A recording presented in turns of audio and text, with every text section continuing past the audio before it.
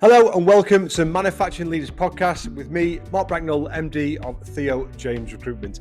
Now, for anyone watching this and not listening, I must apologise. I am in fancy dress. We are raising vital funds today for the British Heart Foundation, so I am indeed dressed as a lobster. But on to the episode itself, Nicky Gallagher is Head of HR at Zentia in Gateshead, the UK's market leader in complete ceiling solutions. I couldn't wait to interview Nicky, and she did not disappoint. In this episode, we go into her own journey of working her way up through Nestle, and then later moving to the northeast to join Armstrong Ceiling Solutions before their acquisition to Zentia in 2020. We get right into employee engagement, working through an acquisition, and increasing awareness in manufacturing for minority groups. This was a really inspirational episode from a really inspirational leader, and I'm sure you're going to take a lot from it. I hope you enjoy. Warm welcome to Nicky Gallagher, Head of HR at Zentia. How are you, Nicky? All good? Very well, thank you. Very well indeed, you? Yeah, really good, and really looking forward to having you on. I was over the moon. So I'd like to start the same way. What does it mean to you to be a leader? Yeah, so there's a few different things, and I have watched some of the other podcasts and some really good points that have been raised on the other ones. But I would say first and foremost, a level of self-awareness, because I think it's nobody's perfect. Everybody has different traits, and I think being aware of where your own strengths are and where you'd like to develop further, if you like, or areas, some will call them areas of weakness, being aware of what they are and being able to deal with situations despite the weaknesses and play into your strengths, I think is critical. I think communication, another one that comes up a number of times, being able to communicate verbally and in writing, I think is equally across a whole range of different areas of the business. So managing up, managing down, just being able to be yourself. Yeah. Empathy is something that is important. Naturally, I don't have lots of empathy, and I'll put that out there. I have to work at it. But it is important, and I am very self-aware in that respect, and have to work. As I say, I have to work at it. But I think being able to demonstrate a level of empathy in a number of different situations as a leader, being able to connect to whoever it is that you're interacting with is critically important. Perseverance, stroke resilience, you can call it either way, but every person who wants to progress their career to a leadership role will have been through very difficult times, and how you react to those difficult times, I think, is it defines who you are, because it's very easy to give up if you get a knockback. If you're able to lick your wounds, think of the things that you'd have done differently and move on, and hopefully achieve a more positive outcome the next time you do it, then fantastic. I think that's one of the things that actually allows you to stand apart from others who are perhaps not in that same situation. I think they will be the critical things. I've prepared for this, and I've got bullet point words, and it's having to remember what those bullet point No, it's a good were. But I think in a nutshell, yeah, they will be traits. I like them all, actually. Like you say, there's people always answer this well now, and I learn every time. And what I like about that is the awareness piece. But what I like you mentioned is people are probably more aware typically of your weaknesses than not. We're not always aware of our strengths. Yeah. I think sometimes you just need to double down on what you're good at, and we neglect that sometimes, don't we? Yeah, and don't knock yourself back too much. Yes, you need to reflect and review on what you're doing, but highlight some of the positives that you've been able to achieve, as well as just review the things that you'd want to do better. Yeah. It is important. I was reading something this last week, just on the point of the perseverance and such, like a really key aspect of leadership is understanding when you go through a process or you're in the middle of an activity and it's not working, but you've put your name against it and you've said that you're going to do something. Actually, I think one of the things, drawing a line, stepping back and saying this just is not working, is also another. It's a strength of character, I think, that would demonstrate. You put an awful lot of effort in, others might have put a lot of effort in, but if actually what you're doing is not working, and there's a reason it's not working, too many people keep pushing and pushing and pushing, to get to wherever they want to be. Drawing a line under it and reviewing and maybe tweaking and then starting again is definitely achieves a better outcome, I would say. Do you think that's, and I'm probably going back to front here, so before the journey, which we'll go through, but do you think you've gone through because people tend to go through journeys where they're perhaps more transparently leaders than they perhaps once were, because I guess you gain confidence that you can hold your hands up, can't you? Like you say, and say enough's enough. Do you think that's developed over time for you, would you say? I would say absolutely. I think I've learned an awful lot throughout the number of years that I've been in a similar sort of role, and each role where I've gained possibly more responsibility. It doesn't always happen that a leader is in a senior role. You can have great leaders in specific technical roles that they're able to impart and bring people with them on a journey that they're going through. It doesn't have to be a management role or the leader of a team. I think there are a number of experiences that shape you as an individual, that impact how you develop your career and how successful you become as a consequence. And I think some of the traits that I listed earlier would be learned traits, not necessarily fully ones that I would have had when I started out in my career, for sure. Yeah, but it's that reflection piece, isn't it? Sometimes you don't realise how far you've come until you step back and reflect.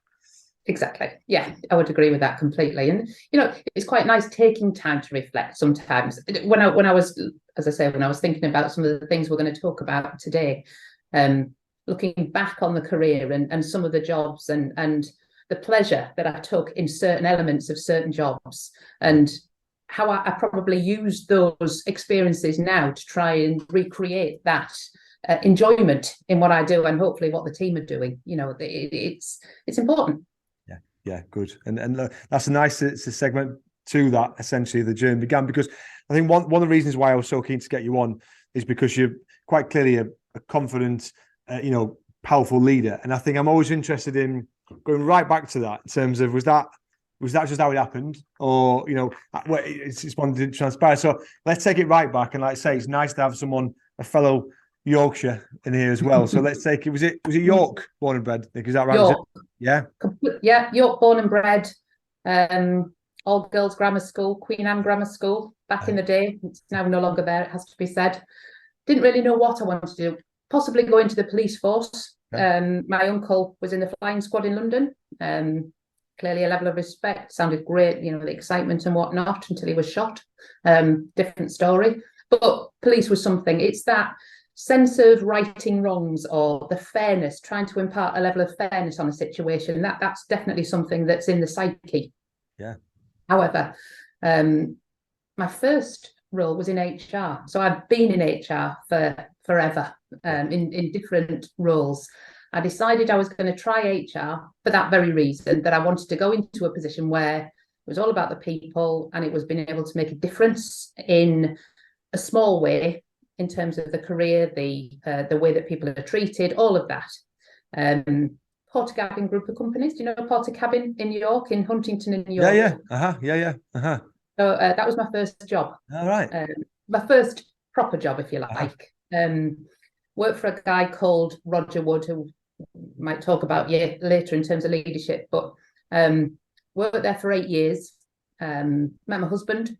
I was pregnant and had my first child whilst at Portakabin in that period of time, and as a lot of women, wanted to go part-time, at the point that my son was born. And at the time, part-time was deemed to be 9 till 3, 35 days a week was the minimum that I could do. And that didn't feel enough part-time for me at that point. So I looked for another part-time job. I left Portakabin to go to Nestle, and I didn't look back, to be fair. 16 years of being in Nestle, wanting to stay in HR. I've got the bug by then, so I dipped my toe in the water. Went to Nestle, part-time role for 3 years, and then wanted to move into a full-time role. And I was given the opportunity by a guy called Matt Stripe, who was the HR director at the time, to cover a 12-month maternity leave as an HR business partner in an area of the business that was called the Product Technology Centre. What a fantastic opportunity. It was like like Charlie and the Chocolate Factory, because the Product Technology Centre was where all the confectionery was Very well. created in different markets in the world. Yeah. So you had an inordinate amount of different nationalities, scientific focus for that whole group. But the head office for the Product Technology Centre was based over in Switzerland at a place called Vevey. That was like the Nestle head office, if you like. Yeah. So one of the things that I had the opportunity to do was travel backwards and forwards regularly. And I'd done schoolgirl French, A-level French. But the meetings were in French. So I had to polish my French up and definitely develop some language skills at the time. It was a long time ago. I'll hasten to add, don't ask me anything. So 12 months, absolutely loved it. The director at the time wanted me to stay in role, but obviously for employment law and related reasons, obviously an individual coming back from a maternity leave has the opportunity to return back to the job. Yeah.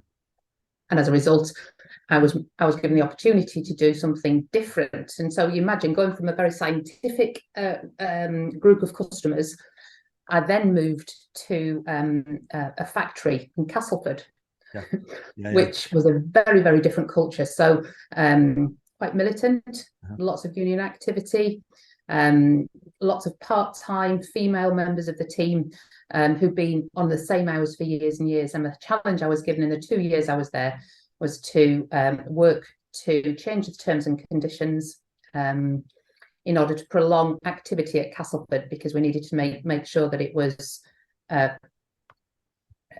effective as it could be, let's call it. Mm-hmm. I needed to move to a 12-hour rotating shift pattern with a group. Majority of the workforce were on 4-hour shifts at the time. So huge, it was a steep learning curve. Not having been in a position of responsibility for the employee relations side of HR activity, very little to do in the scientific environment, if you like. Yep. So we did it, we achieved it. Long story short, quite a challenging time. Definitely needed the drive back from Castleford of an evening to calm, wind down a bit. To reflect. Yeah. Exactly. But steep learning curve, fantastic, really good group of people to work with. And from there, it led to the role up in Fordham. Yeah. So fast forward quite a few years, Fordham factory was it's actually on the way out. Obviously, they're looking to close a Fordham factory in Newcastle. Right. But again, manufacturing, 800 people at the site. Again, quite challenging from an employee relations perspective, but equally, I was able to grow my knowledge and apply a lot of the things that I'd learned from Castleford and to be fair, from the Product Technology Centre. Yeah. Fascinating. Work with a different group of people, a broader leadership team. Big learning curve, I would suggest, in Fordham. But again, it was manufacturing. So most of my working career has been in a manufacturing, whether Portakabin, Castleford, Fordham, a lot of manufacturing. I decided it would be nice to have a slightly broader remit. And the reason I thought about it was I had employed a lady, a lovely lady, still friends with, who was a contractor in the HR team. She'd previously worked for a company called Armstrong World Industries, and she knew that they were recruiting for the UK role. Yeah. Anyhow, long story short, applied and got the job. Delighted to get the job, and it gave me, the breadth of different functions across the organisation to be responsible for. That was 10 years ago now. Can't quite believe I'm saying that. It doesn't feel like 10 years at all, but gosh, what a lot of activity has gone on in the meantime, from Armstrong World Industries, market leader, suspended ceilings, and then the changes that we've seen more recently, obviously, in carving out from that bigger business. Yeah, what a journey. What was it? I guess, like you say, I mean, the time you mentioned, obviously, big changes coming in HR and having to change, shift patterns, and they're big things for some people. And you know, not everyone accepts that type of change because it might change their lifestyle. How do you go into something like that? Do you know what I mean? Like, is it? I imagine that's quite a nerve-wracking job to do that. It was at the time when I did it the first time in Castleford. To be fair, completely. Lots of support around me, lots of guidance. I think one of the first things that I would suggest is that there's got to be a clear business reason for the change.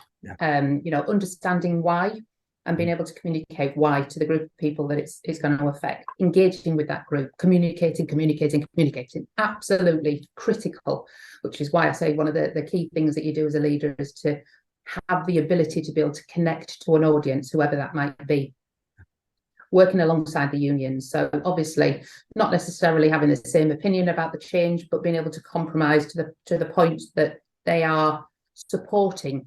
If you can achieve that, that's great. Going into a negotiation, coming out with a result that is acceptable from a business perspective and from an employee. And actually, what we did achieve was a 6-hour job share, which sounds very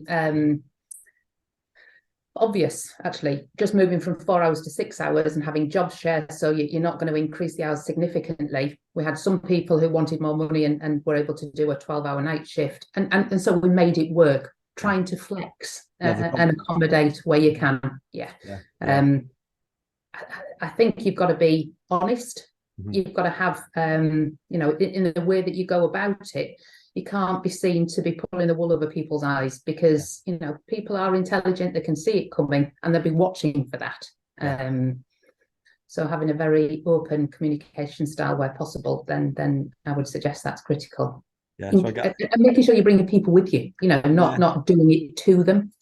Part of the vision, like you say. I guess if they're bought into why it's happening, then essentially bought into it. So I get that. How it must have been exciting, but at the same time quite an interesting experience moving from a Nestle after so long, like you say, and you've had experience which would massively help. What was that like moving to Armstrong World? And how it's a little bit daunting, because I've known Nestle for 16 years, so I've been there for quite some time. I've felt familiar with the systems, and knew a lot of people.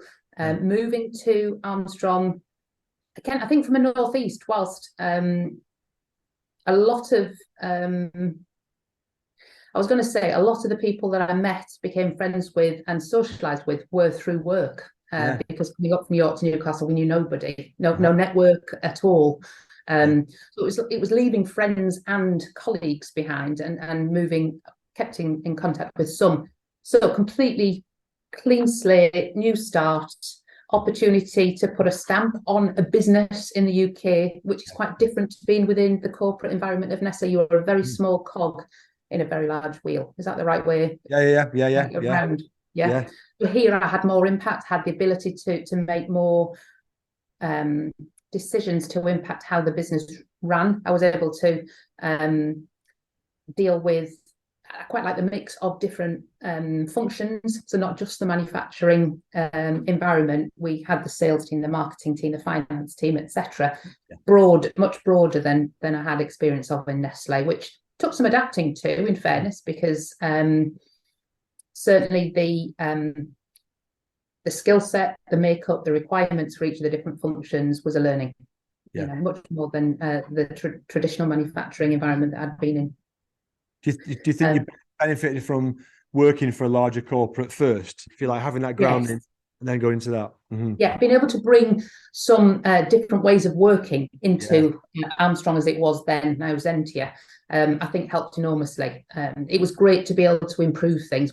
I would say there's a thread throughout each of the jobs that I've held. My enjoyment predominantly comes from working in an environment where I can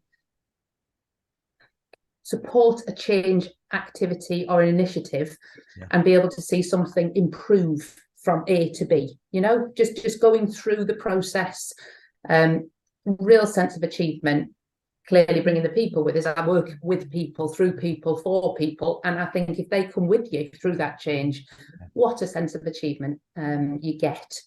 And it's just the same at Zentia. So obviously the carve out that we went through at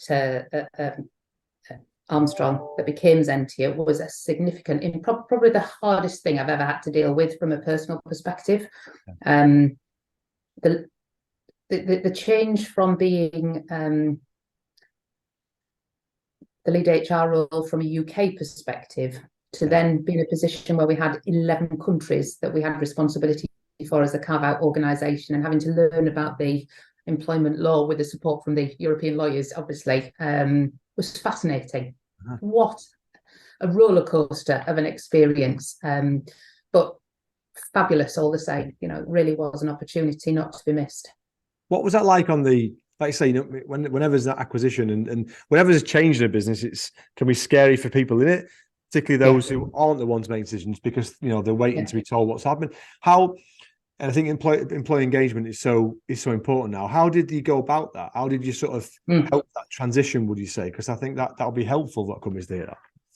Yeah, I would agree. So if I go back to when there were a group of people who were brought into a room and made aware of the upcoming sale of the European and Asian parts of the business. I think from that point, the planning that has to go into that type of wide-scale change activity was unbelievable, and everybody had a part. Everybody understood the role that they had. Certainly from an HR perspective, supporting the new senior team. So I've been part of that new senior team, preparing the communication, ensuring that we brought people into the team at various points when it made sense to do so. Talking to the new owners about expectations, understanding short-term initiatives, short-term objectives, and then what we needed to do as a business as we move forward. So it's both listening to key stakeholders about the expectations and then being able to understand and communicate them in a way that's appropriate to the affected groups of people. Not everybody knew everything straight off.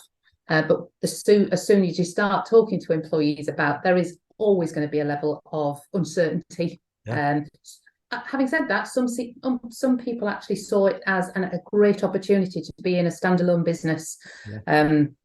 One phrase that's used quite regularly is that we were a newly formed business with 160 years worth of experience, which is a real a great statement to make, but the opportunity to be a smaller business and to change things so that we've become more effective, we far more agile, I would say.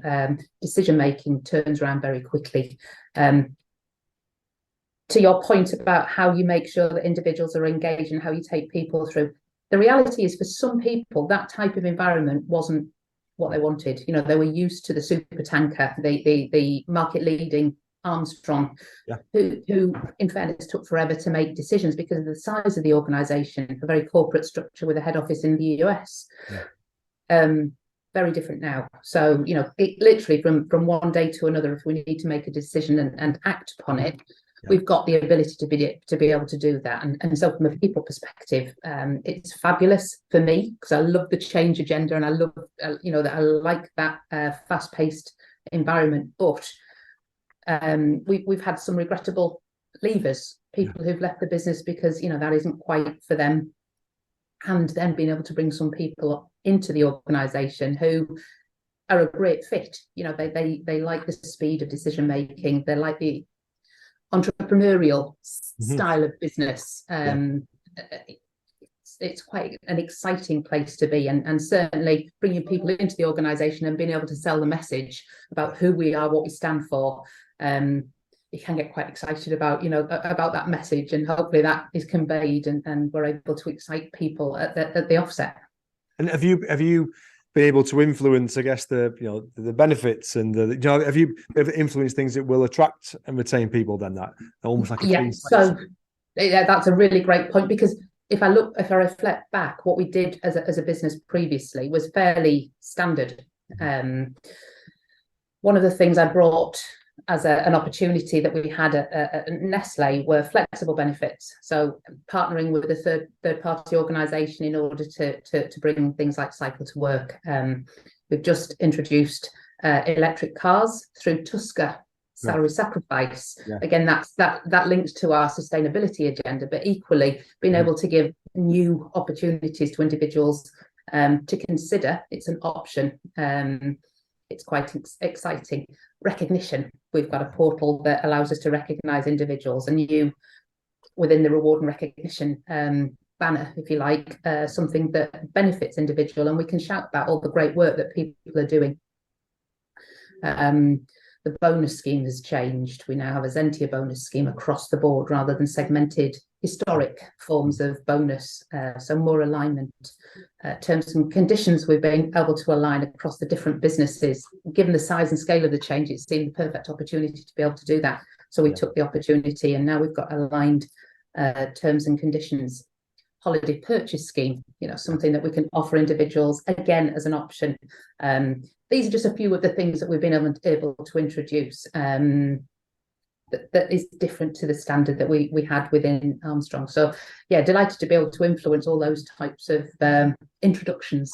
Yeah, and apologies for interrupting this podcast for a very quick 30-second pitch of my business. Theo James are a specialist manufacturing and engineering recruitment search firm based in Seaham in the Northeast. If you're looking for any staff or a new opportunity yourself, from a semi-skilled level right the way up to C-suite executive, then please get in touch. We have a specialist consultant in each discipline ready to help. I'm extremely proud of what we've built over the years, and I'd love to extend that service out to you. Thank you. Enjoy the podcast. It's so important now. I mean, I don't think it's ever been more important. I think post-COVID, people want more than they used to. The level of expectation, it's just risen massively. And obviously coupled with a high level of competition. I'd just come off a meeting there with the HR manager, and the employee engagement piece is something they're working on, because it's just suddenly become harder. And I think people have changed since COVID. Definitely. What they want has changed. Yeah. So we introduced, how long ago would it be? More than 12 months ago, a hybrid working policy. Yeah. So we have a variety of people who choose to work part weeks from home and part weeks in the office. Obviously, business need have been the focus, depending on where we need to be. But absolutely, hybrid working is working very, very effectively for us, and that I think initially was something that certainly new recruits were looking for. Mm-hmm. But again, as time goes on, some people are, desperate to get back into the office and work in the office from a social perspective. They're missing that social interaction. It just depends. As long as you've got the opportunity and you can flex to accommodate what people want to do, I think that's key. Yeah, everyone's different. Definitely, I would agree. Engagement. We've just done our first engagement survey in November. Since we carved out, it was reasonably successful. We got much better results for those who completed the survey than I'd anticipated, because obviously when you go through change, you hope that you bring the people with you, and a majority of the results actually suggested that people were very pleased to be working for Zentia. There was only 50% of individuals who completed the survey. Having said that, so there in itself is an opportunity for whatever reason. So we're just in the action planning stage beyond the results being reviewed, and we're going to have ambassadors, so a group of multifunctional employees getting involved in the actions that we want to then take in order to try and drive further engagement of employees. Love that, and it's just them having a voice, isn't it? I think people just want to be heard now. It's just changed that, and people and like I said, and love what you said about recognition, because that's probably one of the biggest reasons people leave positions now. They're not recognised for what they do. They're just a number. Absolutely would agree, and that's one of the things. So we launched the recognition portal, I want to say last August. Everything merges, doesn't it? But I think it was about last August time. And then we did the survey in November. There are still opportunities to improve. So we're already at the starting point for trying to improve how we recognise the more people that use it and become more familiar with it. But I would hope and anticipate that when we do the survey this time next year, November this year, we'd see a marked improvement, because the uptake is ever increasing. Love that. Fingers crossed. Outside looking in, for third parties, Zentia, the brand, the website, absolutely on point, and probably for me, probably one of the best I've seen, saying the branding wise in Northeast. However, it's still such a challenge, I know, getting your name out there in an industry which isn't, manufacturing isn't, the awareness isn't particularly there. How hard has that been, people knowing who Zentia are, I guess, in the area? Has that been a challenge? So I would say, from a commercial perspective, our sales teams were faced with the challenge after having the Armstrong brand, and absolutely it being a door opener into architects or distributors, whatever it might be. Mm-hmm. the challenge for them was to explain that the business is the business within the UK, because the entire UK business, 80% of the UK was made up of the white ceiling tiles, the grid and the mineral fibre tiles that we have. Yep. We are market leader, 50% of the market, a force to be reckoned with. Armstrong, Zentia, previously Armstrong, was how individuals had to continue to use the Armstrong name. And to be fair, the brand, we had the opportunity for the products that we make, we could use that for the next 5 years. So we could use the Armstrong brand if we wanted. We chose to go early, change the brand, because we wanted to try and get more traction in the market. There would then be a 2-year blackout, and then Knauf, the organisation who bought the European and Asian parts of the business, can then use the Armstrong brand after that further 2 years. So 7-year period in total. We chose to go year 2. So again, a huge undertaking. Zentia, from an employee point of view, not least from a customer point of view, takes some getting used to, because we've got quite a lot of long-serving employees still remaining with our organisation. Removing a lot of the branded information internally, uniform, talking about Zentia and promoting Zentia internally as well as externally. We've got a brand new marketing team who've done an absolutely fantastic job of the rebrand. Hats off to them, and it continues. It's never ending. So we're not there yet, but absolutely there's an awful lot of effort that's going into it.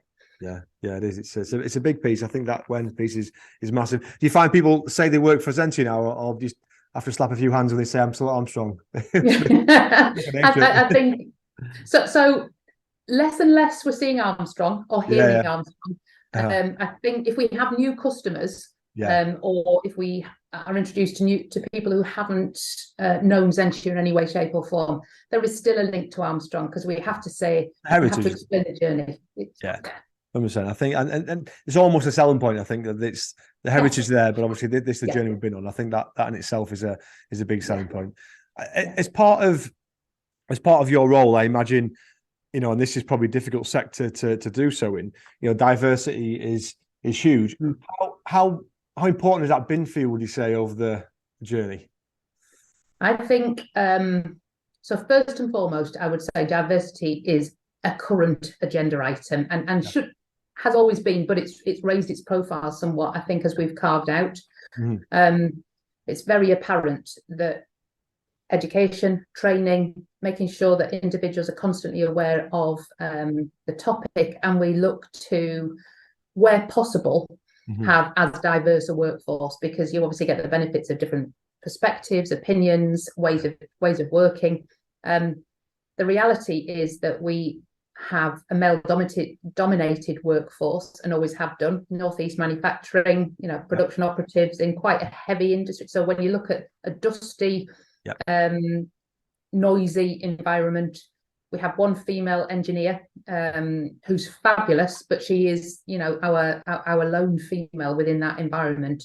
Lots more females versus males in some of the supporting functions.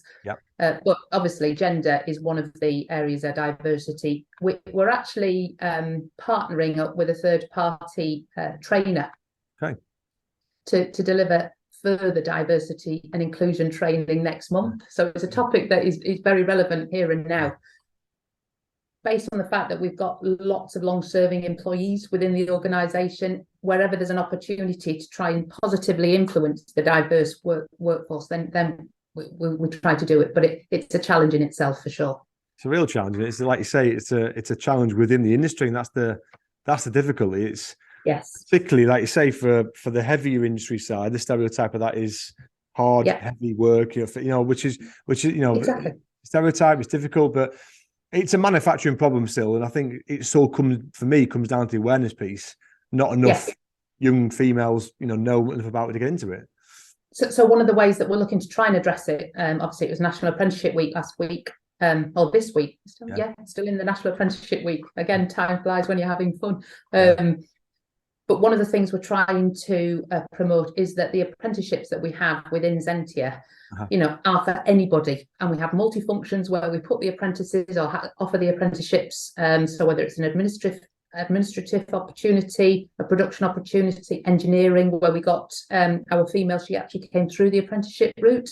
There is so much opportunity to bring young talent in and try and address that diversity agenda further. That's one of the routes that we're looking to try and push. So, funny enough, this conversation I've just had before this was a meeting with, say, the HR manager, and we had the exact same conversation. There's not enough apprentices. She said she basically she's got a HR apprentice with her, and she said, she's great, but they couldn't get anyone. It took like 6 months to get any options. I think I can't get my head around it, how expensive it is now to go. And I went to university, I loved it, but would I advise it to my kids now? Not unless they're really passionate. I wouldn't push them into it. No, it's not a must. It's one of the options open, and apprenticeships are there as the one of the other options rather than going straight into the workplace, without that training element. Yeah, it's almost. I still think in schools it's almost like, well, if you can't do this, you can as apprentice. It's almost like this. We'll bring this in. Where the second tier, where it's not. Doesn't make any sense to me at all, and I think people aren't aware of what money you can earn in manufacturing. I think people think it's minimum wage, this and that, when it's not the case. And if anyone walks around most modern day factories, they'd be in awe of it. Do you know what I mean? It's completely. I think the opportunity that is presented, you don't have to remain in the one function. You can move across functions. We're a relatively small business, circa 200 employees. From a career path, we are limited in what we can offer. But what we can say is you'll get involved in a whole host of different activities through project opportunities. We're looking at the potential of moving from one job to another for a period of time on a temporary basis, just to get a flavour of what it's like, the impact on your role on another role within the organisation would be interesting for people to understand more about. I think developing people critical, but it doesn't have to be one size fits all. There will be different routes that people take across an organisation that best fits their aspirations and the business need. We just have to be a little bit more flexible, a bit more creative in a relatively small organisation. Yeah, I agree. And I think there'll be a problem for a while with right at the senior end. If you look at 99% of boards, they're all the same stereotype, white British male. A lot of them. Do you know what I mean? It's the same stereotype, and until that starts to change, that's going to be really difficult. For the same topic, for the same reason that we talked about, is a male-dominated environment in which we're working. Our 4 directors are all males. Our MD is actually German. He brings a different style to the way he goes about doing business. Super intelligent, speed of thought, very direct, which you would expect. It's quite a Germanic trait, having a direct form of communication. A little bit more entrepreneurial than we're used to, which again for our business at this point is great. Certainly we've seen a level of success since he's been at the helm, which has been fabulous, and that gives you a sense of achievement. Offered me a seat at the table. He would call me. So we have 4 directors and I'm a permanent guest of that team, which equally is a step towards where I'd like to be, as the only female on that group when I'm participating in those discussions, but certainly a step further forward. So, pushing the boundaries a little bit and trying to get more involved, certainly something that I'll continue to do. And that's it. As soon as a company like yours has someone like you in that, suddenly it opens avenues for other leaders. It's a different perspective, and that's the diversity that we're looking to try and achieve. It's I know businesses recently, the automotive company we do some work with, they had a massive day and massive talks on women with menopause, and I thought, that's great, because I've got no awareness of that. Do you know what I mean? And absolutely, how big of a deal that is. It's huge, and I think that to change the mindset about a male-dominated environment, to be able to understand that minority is massive. It's huge. And you won't be able to see it on the screen at the moment, but the menopause is one of the topics that I have on a whiteboard behind this plaque that I've got behind me. Yeah. Absolutely. So we have probably 20% of our workforce is female, and we have mixed age groups. It's certainly a topic that is at the forefront of a lot of people's minds, and not just from the female affected, but also from a male perspective, family members, friends, partners, whatever it might be, understanding what the menopause means to individuals and the impact that it might have on them is hugely a benefit. But it is a topic that's a little bit taboo, I would say, in the type of manufacturing environment. So you have to push the envelope. You have to force the issue a little bit, get over that discomfort, and hopefully over time, you keep doing that, it becomes more the norm. Yeah, it does. It was that completely. I listened to a podcast. I think it was with Davina McCall, and she talked about it. I thought, you know what, I had no clue about this. And actually, I went back and spoke to my wife about it. And do you know what I mean? And I suddenly had some knowledge about something I didn't even think was. I knew it was happened, but I had no idea about it because it's not a sort of thing people taught husbands. Yeah, I'm a 54-year-old woman who absolutely will be in that prime group of individuals, which, on the topic of the menopause is massively of interest. People are affected by it in different ways, but certainly a group of friends that I have, there are so many different effects that it has, both from a work perspective and also a home life, a personal perspective. So it's fascinating to be able to dig a little bit deeper into the topic and be able to try and help. Yeah, completely agree. For you, would you say, obviously, you like you say, you that's your board level. I'm sure if someone said to you when you first started out, this is where you'll be, you'd be like, that's incredible. How much do you think you've changed over time in your sort of management style? What do you say? I think I'll go back to what we talked about right at the very beginning. I think I've got a much better sense of self-awareness, more confidence, and probably if I look back, I've always had a really good work ethic, I would say. The key with a reasonable level of ambition and a drive to succeed. Would I have ever said that I'm in the role that I'm in at the moment? Probably would aspire to do something similar if I look forward, but actually having to adapt my style and be able to get to the role that I'm at, I've had to adapt my style and definitely have a level of resilience in the environment in which I've worked. Because as I say, in manufacturing for the last 34 years is a heck of a long time to, constantly push to try and have a seat at the table, which is what where I am at the moment, which I get a great sense of achievement, but absolutely my style will have changed and I've become more adaptable, less, although I say this with a wry smile, I still have quite a direct form of communication and I have strong opinions, but knowing when to step back and pick your battles, if you like, or when to be forthright and when to be less forthright, let's call it, I think it is a learned behaviour. So definitely different to how I started out. And I like the fact you mentioned resilience is a funny one because I'm a massive believer in resilience is so important in life and work. It's almost become a little bit taboo now being resilient because it's one of those where sometimes again what I found is now a lot of the younger generation have working for me sometimes have problems and they expect us to fix the problems sometimes and actually, well, this is a resilience piece you're going to go through, and I can help you, but you've got to learn that it's tough, it's difficult. Completely. And I think they, as you go through these challenges, if somebody corrects it or sorts the issue out for you, you're never going to learn how to do it for yourself. You need to go through that process. It's a far steeper learning curve to sort out a problem and then, move on than it ever is for somebody else to do it for you. And you just pick up the pieces and move on. Where's the learning in that? Yeah, that was probably a learning curve for me as a manager, actually, where when I first managed, I just love fixing people's problems and I got a buzz off that. And then you learn to keep coming to you. And then suddenly, it's one of those, isn't it? Then you learn to, okay, what would you do? And that's a difficult learning curve, I think. And the other bit on that, I think I've been having a conversation with somebody earlier today, but it's very easy to direct an individual, somebody who is learning the ropes, a more junior role and more, just starting out, and say, no, you need to do it like this, and direct them in such a way. One of the things I've learned probably more is that in asking them more open questions, the coaching style, if you like, getting them to think about it differently so they come up with the ideas to how to correct the issue or how to improve something. Huge level of engagement. They buy into it far quicker, and actually the same issue doesn't repeat, because if I tell somebody how to do something, they will do that much, rather than exploring different ways and developing their skills much further.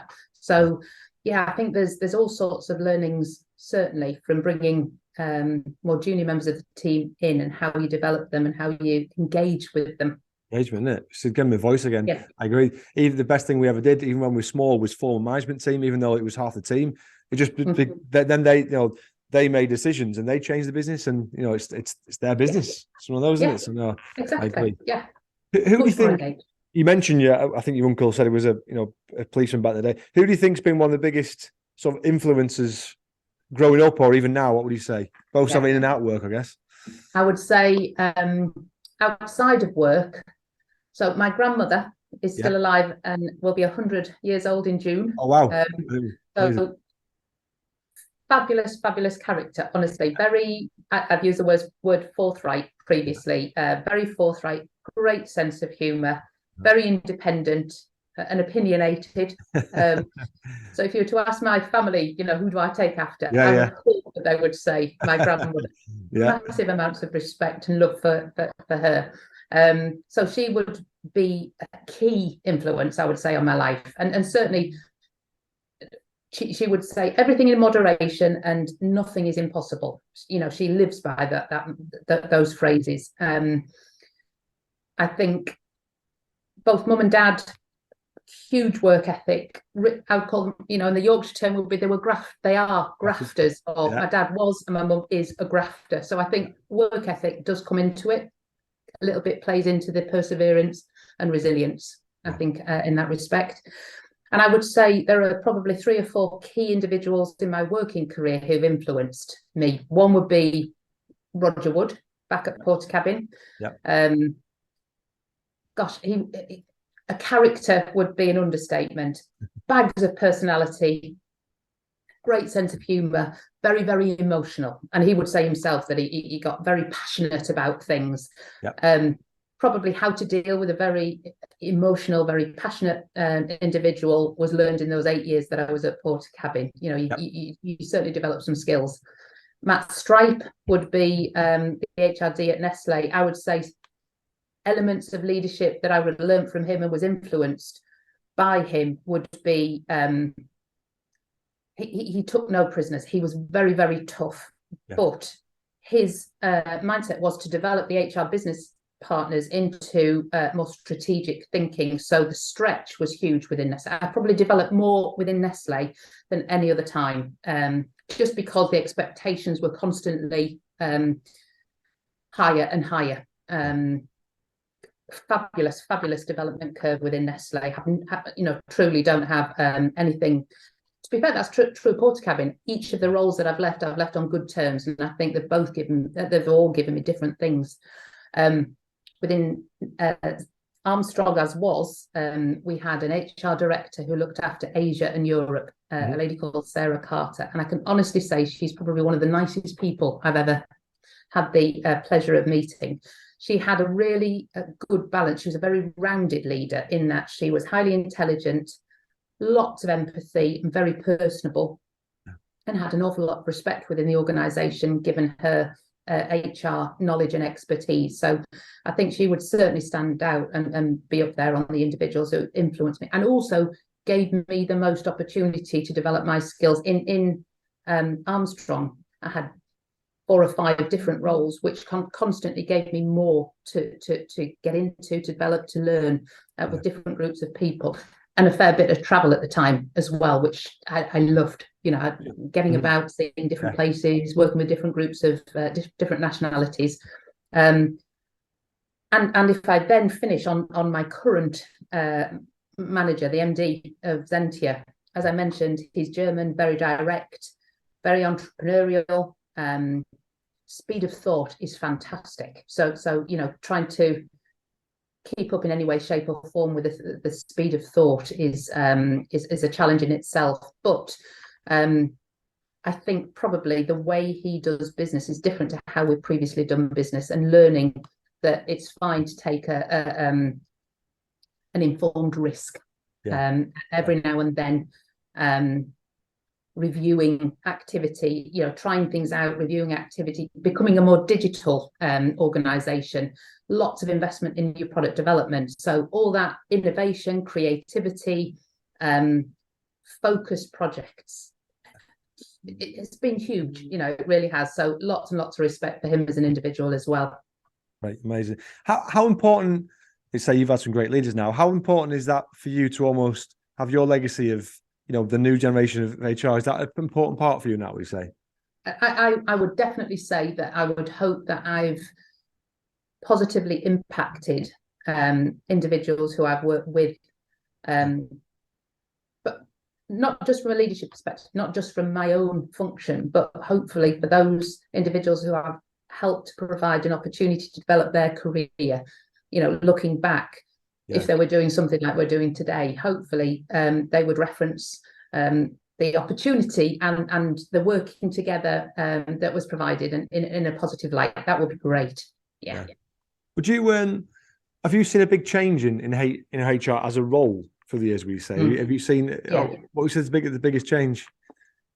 I would say when I first started out in my career, personnel, as it was called then, were the team that individuals came to when there was an issue. As a business partner, again, reference the seat at the table, being part of the team who drives the strategic direction of an organisation, being able to put in place different activities, different support mechanisms, the reward package, the employee relations, whatever it might be, in order to support the direction in which the business is going in, rather than just a bit part player who follows along somebody else's direction. I think that personnel to HR, business partnering, and the ability to work alongside individuals at a senior level looking to drive the business, but equally as a business partner working with a customer group to decide how we do business is critical. And I think that's the biggest change that I've seen over the years. Yeah. And trait-wise, would you say almost strength of character is one of the most important traits? Because these are important decisions you've got to make, and decisions which affect people's lives. And imagine you've had to give some news to people along the years, which have been difficult to do. So was that the biggest traits, would you say, in terms of as the role? I do. I think you have to have strength of character. You can't fall down at the first hurdle. You can't wobble when there's a difficult message to give. But I maintain that you need to do the preparation beforehand. Make sure that the analysis of any particular situation drives the decision that you then put in place. Strength of character, definitely. Yeah, love that. Excellent. I've got some questions at the end. I don't know why I say quick fire, never are. Could you think of a challenge or the biggest challenge that Zentia or you've had over the last 12, 18 months, would you say, that you've tackled? I know we've discussed quite a few, so probably anything we haven't discussed which is worth talking about. Definitely. One of the biggest is gas prices. So from a manufacturing perspective, we use a lot of gas.